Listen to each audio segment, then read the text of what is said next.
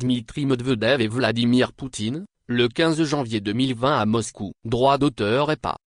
La Russie se fiche de l'ultimatum théâtral du président américain Donald Trump, qui prévoit des sanctions contre les acheteurs d'exportation russes si Moscou n'accepte pas un accord de paix en Ukraine, a déclaré mardi l'ancien président russe et actuel vice-président du Conseil de sécurité de Russie, Dmitry Medvedev.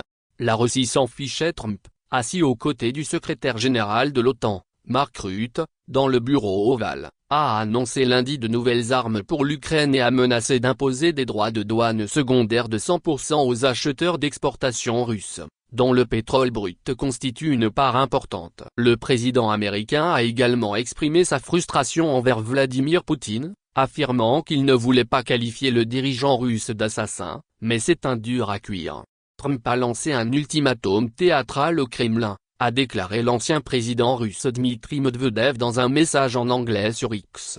Le monde a tremblé, s'attendant aux conséquences. L'Europe belliqueuse a été déçue. La Russie s'en fichait. Droit de douane de 100% à la Russie.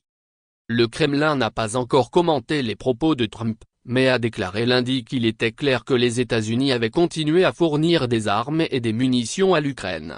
À Washington, un responsable de la Maison-Blanche a déclaré que l'intention de Trump était d'imposer des droits de douane de 100% à la Russie et des sanctions secondaires aux autres pays qui achètent du pétrole russe si un accord de paix n'était pas conclu dans les 50 jours.